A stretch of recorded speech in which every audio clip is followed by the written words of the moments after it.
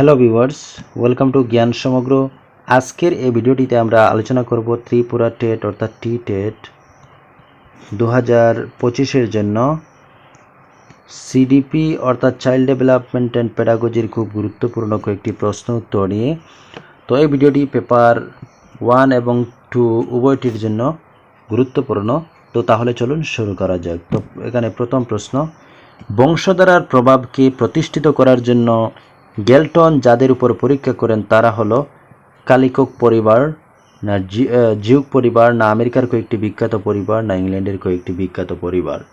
তো এখানের মধ্যে দেখুন অপশন সি ডি উভয়টি এখানে সঠিক রয়েছে, আমেরিকার কয়েকটি বিখ্যাত পরিবার এবং ইংল্যান্ডের কয়েকটি বিখ্যাত পরিবার। তো এখানের মধ্যে যদি আপনাদের পরীক্ষার মধ্যে আসে তো এখানে অপশনে যদি আমেরিকার কয়েকটি বিখ্যাত পরিবার পান তো সেটি চয়েস করবেন, আর যদি ইংল্যান্ডের কয়েকটি বিখ্যাত পরিবার পান তো সেটিও চয়েস করতে পারেন। এখানে দুটোই অপশন সঠিক রয়েছে।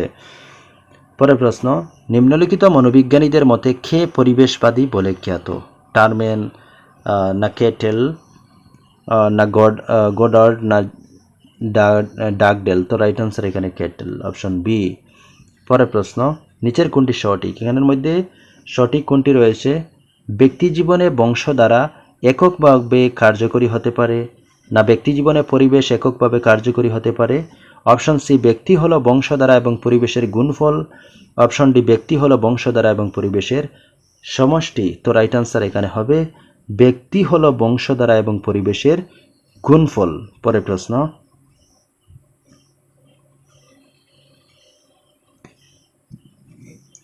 পিতামাতা উভয়ই যদি উচ্চ মেধা সম্পন্ন হয় তাদের সন্তান হবে অপেক্ষাকৃত কম মেধা সম্পন্ন। বিষয়টি বংশধারার কোন নীতি অনুসরণ করে? এখানে প্রশ্নে কি পিতামাতা উভয়ই যদি উচ্চ মেধা সম্পন্ন হয় তাদের সন্তান হবে অপেক্ষাকৃত কম মেধা সম্পন্ন।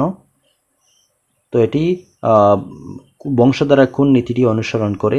এখানে অপশনে কি কি রয়েছে?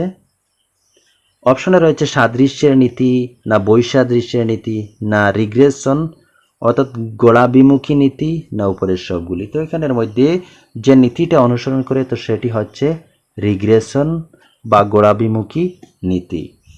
পরের প্রশ্ন, গণতান্ত্রিক শিক্ষার লক্ষ্য কি হওয়া উচিত? গণতান্ত্রিক শিক্ষার লক্ষ্য অপশনে কি রয়েছে? অপশন এ, পরিবেশ নিয়ন্ত্রণ করে ব্যক্তিগত পার্থক্য হ্রাস করা। অপশন বি, ব্যক্তিগত পার্থক্যকে ভিত্তি করে অনুকূল পরিবেশ রচনা করা। অপশন সি, ব্যক্তিগত পার্থক্যকে উপেক্ষা করে সকলের জন্য সমপরিবেশ রচনা করা। অপশন ডি, সকলকেই নির্দিষ্ট মানদণ্ডে উপনীত হতে পরিবেশ রচনা করা। তো এখানের মধ্যে রাইট আনসার হবে গণতান্ত্রিক শিক্ষার মূল লক্ষ্য বা লক্ষ্য কি হওয়া উচিত?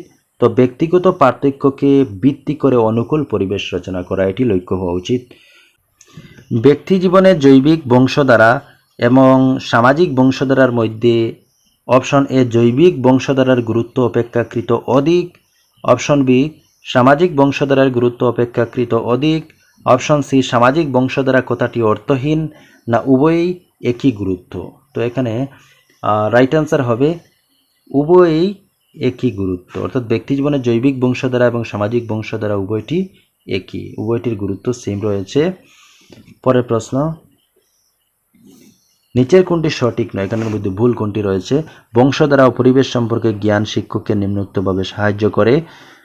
শিক্ষার্থীদের শ্রেণীকরণে, না শিক্ষণ পদ্ধতি নির্বাচনে, না শ্রেণী ব্যবস্থাপনায়, না শিক্ষার্থীদের পারদর্শিতা বিচারে। তো রাইট আনসার হবে এখানে শ্রেণী ব্যবস্থাপনায়, অপশন সি। পরের প্রশ্ন, ওয়াটসন বলেছেন, আমাকে 1 ডজন সুস্থ স্বাভাবিক শিশু দাও, আমি তাদের ইচ্ছা মতো যে কোনো দিকে তাদের পরিচালিত করে পরিপূর্ণতা এনে দিতে পারি। এর থেকে কি সিদ্ধান্ত করা যায়? অপশন এ, একজন পরিবেশবাদী হলেও বংশধারাকে সম্পূর্ণ উপেক্ষা করেননি। অপশন বি, চূড়ান্ত পরিবেশবাদী বংশধারাকে সম্পূর্ণভাবে উপেক্ষা করেছেন। অপশন সি, পরিবেশ এবং বংশধারা উভয়কেই গুরুত্ব দিয়েছেন, তবে ক্ষমতার প্রতি তিনি প্রচণ্ড আস্থাশীল। অপশন ডি, ওয়াটসন অতিশয়োক্তি করেছেন। তো এখানের মধ্যে আমরা কি বুঝতে পারি বা এর থেকে কি সিদ্ধান্ত করা যায়? তো অপশন বি এখানে শুদ্ধ, অর্থাৎ চূড়ান্ত পরিবেশবাদী বংশধারাকে সম্পূর্ণভাবে তিনি উপেক্ষা করেছেন। পরের প্রশ্ন,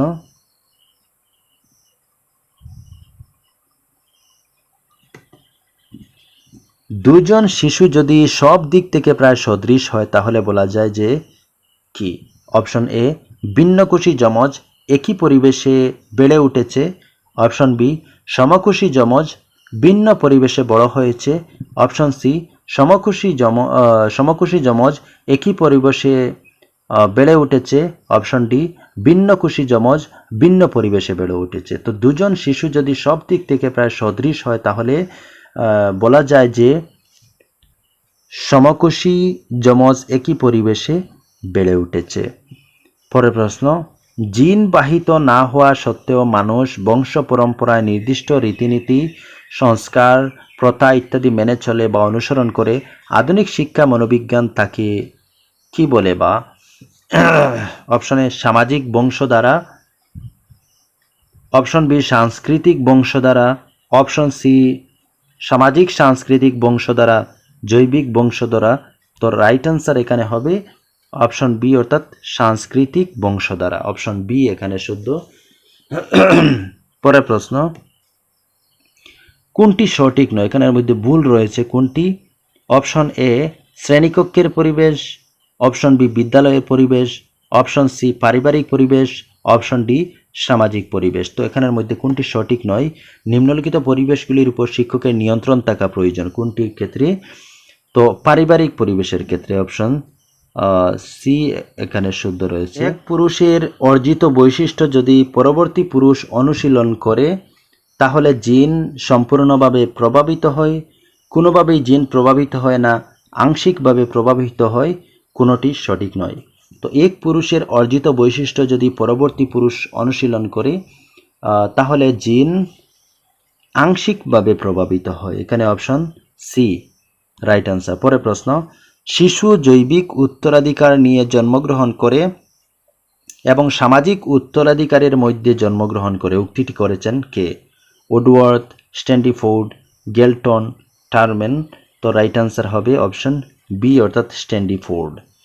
পরের প্রশ্ন, সব ধরনের শিক্ষামূলক প্রচেষ্টার মধ্যে আছে বংশধারা না পরিবেশ, না বংশধারা ও পরিবেশের মধ্যে মিথস্ক্রিয়া উপরের সবগুলি। তো এখানে রাইট আনসার অপশন সি, অর্থাৎ বংশধারা ও পরিবেশের মধ্যে মিথস্ক্রিয়া। পরের প্রশ্ন,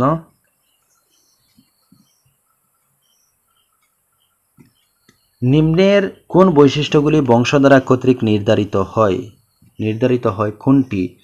তো অপশনে কি কি রয়েছে? কয়েকটি পয়েন্ট দেওয়া রয়েছে, 4টি পয়েন্ট। তো আমরা পয়েন্টগুলি দেখব।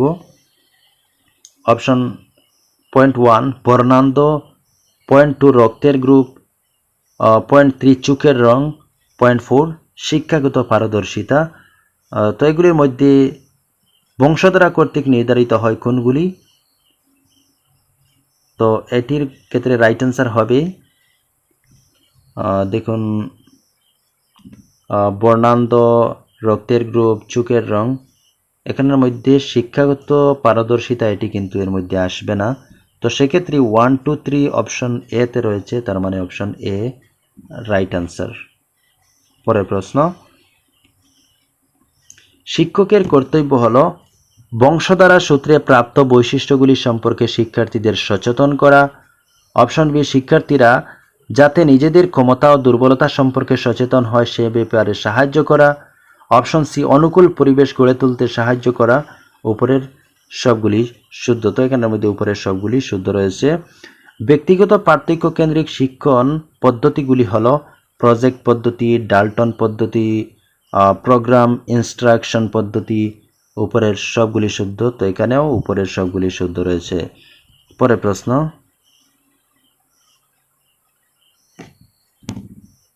শিক্ষাক্ষেত্রে ব্যক্তিগত পার্থক্যের তাৎপর্য হলো শিক্ষার্থীদের ক্ষমতা অনুযায়ী শ্রেণীকরণ করা, ব্যক্তিভিত্তিক পাঠদান পদ্ধতি ব্যবহার করা, ব্যক্তির ক্ষমতা অনুযায়ী হোমওয়ার্ক নির্দিষ্ট করা। উপরের সবগুলি।